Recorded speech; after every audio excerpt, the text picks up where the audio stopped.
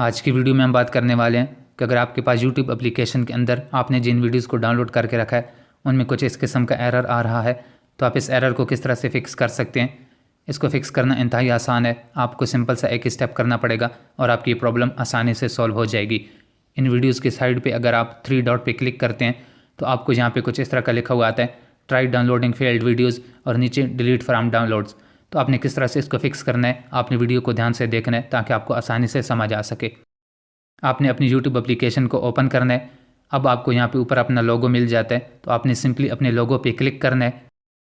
अपने लोगो पे क्लिक करने के बाद नीचे आपको सेटिंग्स का ऑप्शन मिलेगा, आपने सेटिंग्स को ओपन करना है। सेटिंग्स को ओपन करने के बाद आपको यहाँ पे 5th नंबर पे डाउनलोड्स का ऑप्शन मिल जाता है, आपने डाउनलोड्स को ओपन कर लेना है। अब नीचे आपको यहाँ पे डाउनलोडिंग हेल्प का एक ऑप्शन मिलेगा, अब आपने यहाँ से डाउनलोडिंग हेल्प को ओपन करना है। अब आपको यहाँ पे काफ़ी सारी इस तरह की इन्फॉर्मेशन दी गई है जो लोग यहाँ पे पूछते हैं।